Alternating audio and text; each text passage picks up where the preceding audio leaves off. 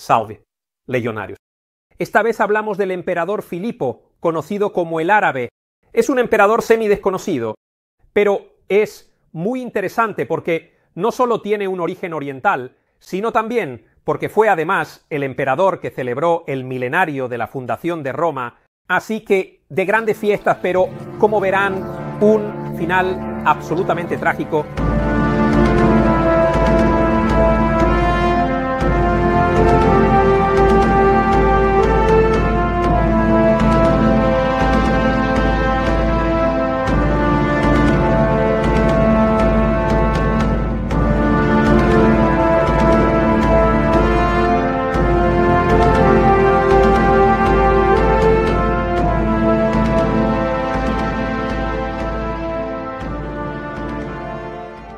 En lo que respecta a Filipo, el Árabe, hay que decir que no tenemos mucha información sobre sus orígenes y su familia. Sabemos, con certeza, por las fuentes antiguas, solo el nombre del padre, que se llamaba Julio, Marino, era un ciudadano romano, muy probablemente tenía buenos contactos a nivel político, mientras que de la madre no sabemos absolutamente nada, y entonces en pleno auge de la crisis del siglo III, así que en el tardío Imperio Romano, en la provincia romana de Arabia Petraea, nace Marino, Julio, Filipo, en la ciudad de Tracontis, que sería la actual Shaba, en Siria, y por eso se le llama Filipo. El Árabe es un emperador que proviene precisamente de Arabia, así que es un emperador oriental.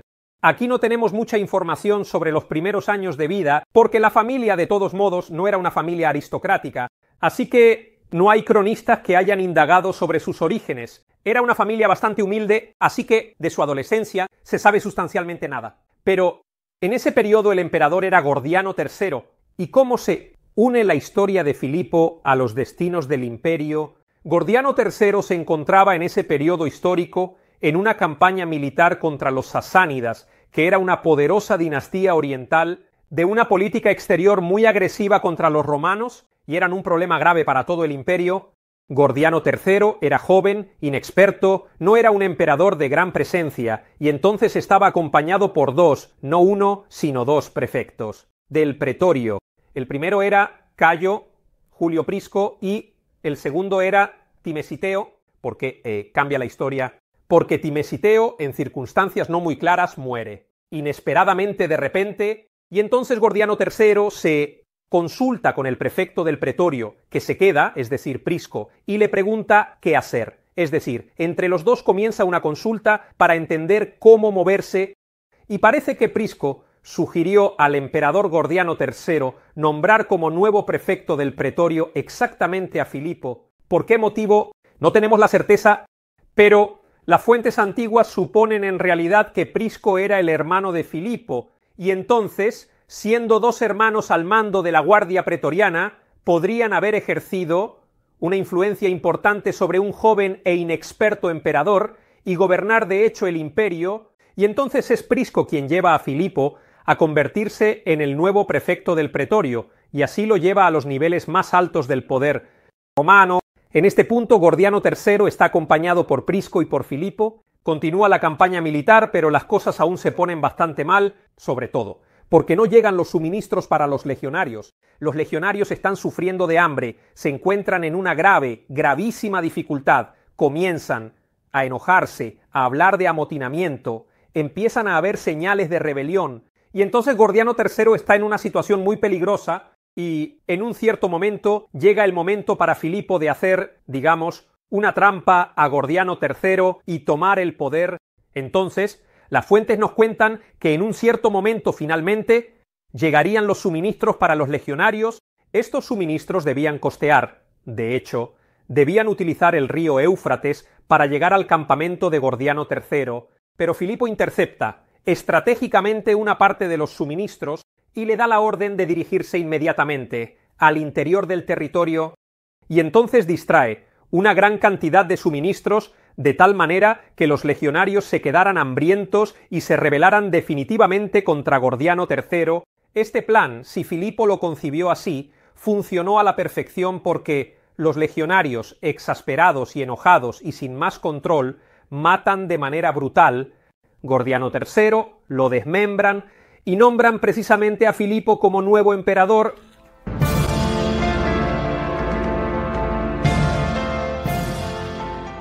Entonces, como ven, con este truco y utilizando la violencia, Filipo se convirtió en emperador, en el sentido de que fue proclamado así por los legionarios que están destacados en Oriente, pero su situación es muy incierta. Él debe confirmar su poder, se encuentra en medio de una campaña militar desfavorable para los romanos, así que es una situación muy inestable. Entonces, la decisión de Filipo es llegar a un acuerdo con Sapor I, es decir, el principal general de los sasánidas. Decide llegar a un acuerdo, organizar y concordar con él una paz. En realidad es una paz conveniente y ha sido considerada universalmente como una paz deshonrosa para los romanos. En primer lugar, Filipo acepta devolver grandes partes de Mesopotamia a los sasánidas, y luego Filipo permanece solamente de forma formal al frente del Estado, el colchón de Armenia, pero en realidad el poder estaba en manos de los sasánidas. Incluso algunas fuentes, que sin embargo son fuentes sasánidas, hablan incluso de 500.000 sestercios que se habrían pagado para comprar la paz. Además de que los romanos se habrían convertido en tributarios del rey, del gobernante, el Sabor I. Así que se trata, sin duda, de una paz absolutamente deshonrosa que, sin embargo, Filipo se vería obligado a firmar porque no estaba en condiciones de continuar la campaña militar, y entonces decide, después de esta realmente ignominiosa paz, dejar a su hermano Prisco al mando de Oriente, convirtiéndose en rector Orientis, y el ejército romano se posiciona alrededor de 3 fortalezas, la ciudad de Nisibis, la de Circesium y además la de Resaina. Además, entonces, después de haber dejado el ejército en manos de su hermano Prisco, en quien tenía plena confianza, regresa inmediatamente a Roma, porque Filipo se había dado cuenta. Uno de los principales errores de los emperadores anteriores había sido no cultivar las relaciones con el Senado, de no ganarse la aristocracia romana, sin embargo, y entonces Filipo, no queriendo repetir ese error, demuestra mucha inteligencia, regresa a Roma.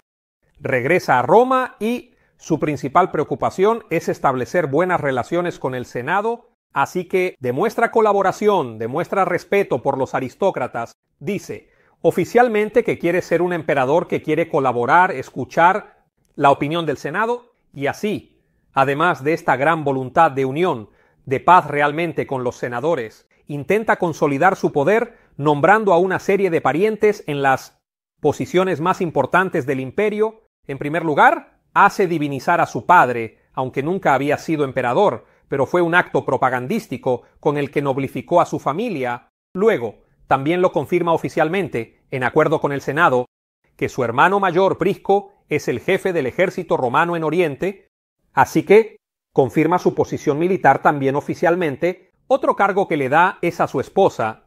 Su esposa se llamaba Severa, que es nombrada Augusta, es decir, esposa del emperador a todos los efectos. Entonces, digamos, retoma un poco las tradiciones del Alto Imperio, el período de la dinastía Julio-Claudia, y luego coloca a su cuñado Severo al mando de las legiones en Mesia, estratégicamente. ¿Qué provincia es esta que vemos en el mapa? Y que era casi la primera en ser atacada por las incursiones bárbaras. Así que pone a un hombre de absoluta confianza y un familiar a controlar esos territorios. Finalmente, su hijo, pequeño, a pocos años, su hijo pequeño se llamaba Filipo, su homónimo es nombrado César, y así se prepara para una sucesión dinástica que consolida aún más su posición. De esta manera, Filipo logra ser de manera exitosa, oficialmente, un emperador reconocido oficialmente por el Senado con su propaganda, aceptado por ciudadanos romanos, y así parece que su posición como emperador es bastante estable.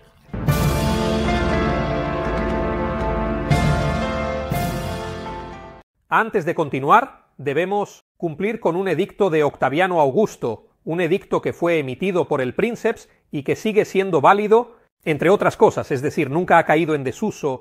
Octaviano Augusto, durante su histórico reinado, ordenó ir al sitio tricioeditore.it y de comprar este cuadro que vemos con Europa, gobernada por Octaviano Augusto y con la suya, su estatua, su imagen. Como ven, esta hermosa obra no se adquiere, atención, no se compra solo porque sea bonita, porque guste, porque está reproducida en lienzo pictórico y tiene todas las buenas características de un producto. Se hace para obedecer a un edicto de Octaviano Augusto y no sufrir pesadas consecuencias. Así que si quieren continuar viendo tranquilamente el documental sin tener consecuencias penales de Octaviano Augusto, accedan al sitio tricieditore.it y cumplan con la voluntad del divino Augusto, pero el gobierno de Filipo es un gobierno cargado de muchos ataques militares.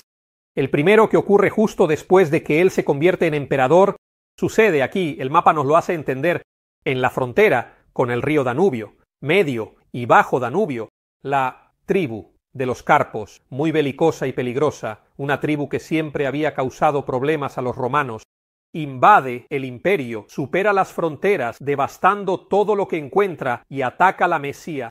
Y, a pesar de la intervención del cuñado de Filipo, Severiano, lamentablemente los enemigos no son detenidos en absoluto.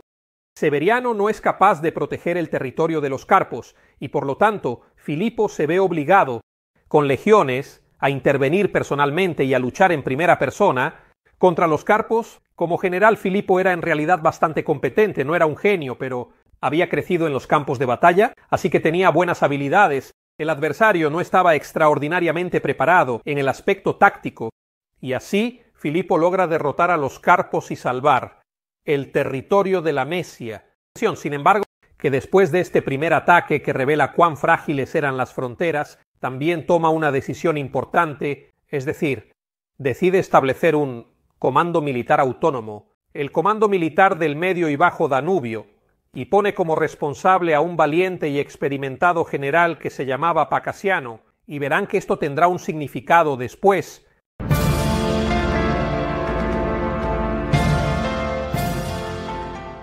En medio de todos estos ataques, en medio de esta situación, sin embargo, hay, digamos, un momento de alegría, de despreocupación. Aunque había crisis por todas partes, aunque el Imperio Romano estaba realmente en una situación precaria en varios aspectos internos, económicos, militares, hay una recurrencia que da una especie de pausa a los ciudadanos romanos y que ha pasado a la historia, es decir, la ciudad de Roma se funda tradicionalmente en el 753 a.C. y así, en el 248 d.C., caen exactamente 1000 años desde la fundación de Roma, y así Filipo se encuentra celebrando quizás la mayor festividad que Roma haya visto jamás, la mayor celebración, 1000 años desde la fundación de la ciudad. Así que sabemos que se celebraron los llamados los proyectos. De los ludiseculares son unos juegos, se pueden traducir como juegos del siglo, porque claramente el siglo era un poco considerado, digamos, la mayor expectativa de vida para un ser humano, y entonces se consideraba un poco el cambio de los tiempos. Y entonces los ludiseculares, que tenían una gran tradición, ya se habían celebrado desde el período de la República Romana, se celebran en toda Roma para homenajear el milenio de la ciudad. Hubo grandes y enormes celebraciones. Los ludiseculares preveían festejos durante 3 días y 3 noches consecutivas, fiestas por todas partes, en las calles.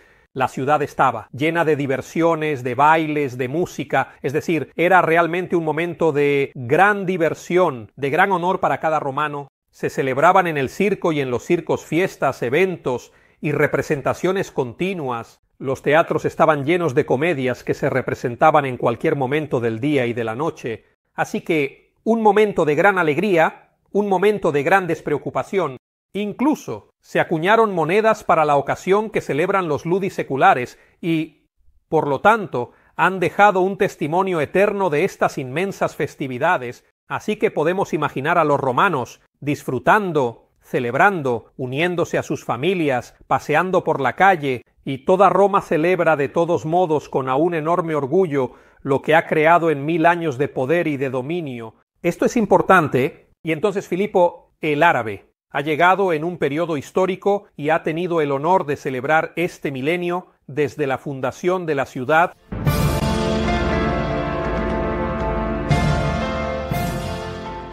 Pero, a pesar de este paréntesis de celebraciones y a pesar de este momento, este instante de alegría para todos los romanos, en realidad, volviendo a la situación real, había realmente mucho de qué preocuparse. Y así, justo en el 248, apenas terminados los juegos, aquí es donde hay toda una serie de gravísimas revueltas que sacuden y ponen en crisis todas las partes del imperio, y aquí debemos ver un mapa para entender. El primer problema está en Oriente, donde el hermano Prisco estaba controlando con el ejército esos territorios, pero evidentemente imponían una tributación exagerada. Había dificultades económicas y financieras en todo el imperio. El único método para hacer dinero era aumentar los impuestos o reducir metales preciosos en monedas. En ese momento los romanos no conocían otros medios, y entonces Prisco hizo eso, impuso unos impuestos tan elevados que los ciudadanos y los legionarios comenzaron a rebelarse contra su poder y se reunieron todos en torno a la figura de Iotapiano, que este era un general. No tenemos mucha información, pero puso en crisis el dominio romano en Oriente. Luego hay una segunda serie de invasiones, tanto los carpos que estaban en el territorio de Dacia, Libera, que también los godos que no habían recibido el tributo anual, así que, digamos, los financiamientos anuales por parte del Imperio Romano se habían rebelado y habían vuelto a romper las fronteras del imperio y habían atacado la provincia de Mesia. Entonces, como nuevas incursiones bárbaras pesadas por parte de poblaciones peligrosas y belicosas. Y otro problema, además, no solo los carpos y los godos atacan el imperio, pero precisamente Pacaciano, precisamente aquel que había sido elegido por Filipo y que había sido puesto en esa región para controlar, es nombrado nuevo emperador por los legionarios y se convierte en un adversario de Filipo. Así que la revuelta de Pacaciano es esencialmente un boomerang. Para él, confiaba en este general para controlar los territorios, y ahora se había convertido en un enemigo listo para arrebatarle el puesto. Como ven, un caos por todas partes. Hay una situación trágica en todos lados. Hay otra revuelta en los territorios, un poco más al norte. Siempre de Dacia, por parte del general Esponciano, de quien en realidad no sabíamos nada hasta hace poco tiempo, pero hemos descubierto monedas que nos han revelado su existencia. Aquí les pongo el enlace a la noticia que dimos. Así que también está la rebelión de Esponciano, que se proclama a sí mismo nuevo emperador, apoyado por los soldados destacados en esos territorios. Y también se nos habla de la revuelta, esta vez en Galia, de Silvanaco, otro general. Allí tampoco tenemos mucha información, pero evidentemente cada uno pensaba en manejar esos territorios por su cuenta y luego rebelarse contra la autoridad central. ¿Qué hace Filipo? Filipo ve que hay rebeliones por todas partes. Entonces, cae en un estado de profunda agitación, está siempre constantemente asustado, incluso propone al Senado que dimita. Si esto sirviera para calmar la situación, quizás para nombrar a uno más capaz, pero el Senado le confirma su confianza, porque en realidad habían encontrado un emperador que los respetaba y por eso trataron de mantener esta relación. Pero Filipo está constantemente agitado, está absolutamente inseguro. Las fuentes antiguas subrayan este emperador que no puede darse un respiro y no logra calmarse, y entonces emerge una figura que intenta tranquilizarlo y que también tiene una buena influencia sobre él, que es la de Quinto Decio, un valiente general, estimado por todos. Y en realidad Decio inicialmente trata de hacerle entender a Filipo que estas rebeliones se pueden resolver, que la situación se puede recuperar. No es tan trágica como él piensa. Así que se muestra como una especie de amigo, digamos así, una persona que en ese momento se convierte en un punto de referencia para Filipo y trata de calmarlo. Sin embargo, Filipo, a pesar de que Decio intenta tranquilizarlo constantemente, no logra encontrar la paz y entonces decide asignar algunos legionarios de las legiones, precisamente a Decio, y enviarlo contra la revuelta de Pacaciano para eliminar a su oponente y restaurar la calma en esos territorios. Entonces Decio, por encargo de Filipo, llega al territorio de Mesía y allí derrota a Pacaciano en poco tiempo, demostrando ser un general mucho más capaz y también mucho más carismático. Problema, sin embargo, y que no solo era más carismático que Pacaciano, sino que también era más carismático que Filipo. Y entonces los mismos legionarios deciden, y básicamente en una primera fase obligan a Decio a convertirse en el nuevo emperador, lo nombran precisamente arrastrándolo, y entonces Decio se encuentra proclamado emperador por los legionarios. En este punto, él envía mensajes a Roma diciendo lo que ha sucedido. En realidad, inicialmente, Decio también intenta colaborar con Filipo, porque no quería ser un traidor a todos los efectos. También intenta encontrar un acuerdo, obviamente. No le disgustaba convertirse en emperador, pero quería mantener buenas relaciones, o al menos evitar derramar más sangre. Con Felipe, sin embargo, a pesar de esto, Filipo, que se siente traicionado más allá de toda medida, con sus legionarios, Dacia contra Decio, y así se llega a un enfrentamiento trágico, un enfrentamiento entre Filipo, que se siente traicionado, realmente abatido, agitado y conmocionado, y Decio, que ha sido un poco forzado, pero en este punto no quiere renunciar a la oportunidad.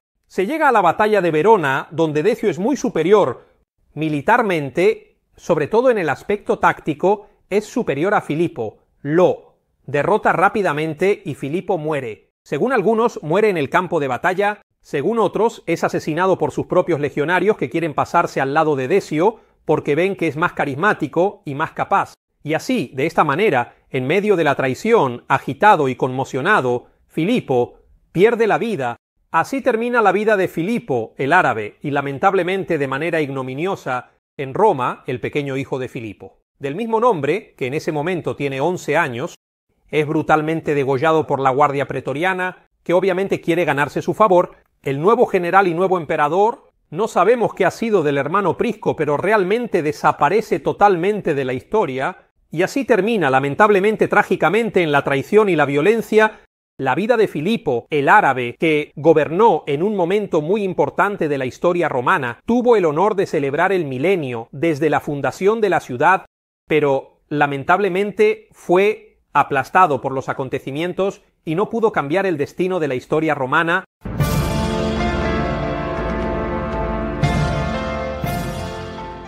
Así que queda el recuerdo de este emperador absolutamente de paso. Hay un último lugar común, definitivamente. Hay un escritor antiguo, Eusebio de Cesarea, que es un cristiano convencido, que lo cita como el primer emperador cristiano, es decir, el verdadero primer emperador cristiano. Dice que él se habría convertido, incluso él mismo habla de una penitencia que él mismo habría hecho en la ciudad de Antioquía para expiar sus culpas, para renegar el culto de los dioses romanos, para renegar del paganismo. Así que lo cita este Eusebio de Cesarea como el primer gran emperador cristiano. Pero esto, muy probablemente, casi con certeza, es una propaganda totalmente cristiana. Históricamente no tiene mucho fundamento, sobre todo porque durante su reinado Filipo el árabe sigue celebrando a los dioses romanos. No hay, entre otras cosas, rastros en ningún otro escritor, incluso cristiano, de Filipo como un emperador a favor de Jesús Cristo. Así que, en realidad, es muy probable que esto sea solo una propaganda de Eusebio de Cesarea, y se puede decir, quizás como siempre, que la verdad está un poco en el medio. No era cristiano, pero probablemente fue tolerante, es decir, no persiguió de manera particular al cristianismo, no organizó, como sí lo hará, luego Decio, persecuciones, y por eso de alguna manera quizá Eusebio quiso en realidad ennoblecerlo. Sin embargo, en este momento, la comunidad histórica, los académicos, consideran que el primer gran emperador cristiano sigue siendo Constantino, así que nos quedamos, digamos, con la idea de Constantino como el primer emperador verdaderamente cristiano, aunque hay ciertas polémicas, discusiones y controversias sobre su conversión, de las que hablaremos más adelante. Esperamos, de todos modos, haberles realmente apasionado con la historia de Decio, que es un emperador de paso, pero como ven, tuvo una vida violenta, un momento de alegría, traición, hubo una vida intensa. Esto es un poco un vistazo a un período complicado, agotador, pesado de la historia romana. Esperamos haberles apasionado y, como siempre, inscríbanse de inmediato a Scripta Manent, porque si no se inscriben, inmediatamente verán los ojos de Filipo el árabe, que los siguen y los miran así. ¿Ven? Mira, te miran, fija la mirada, te fija la mirada, fija, te fija la mirada, te fija.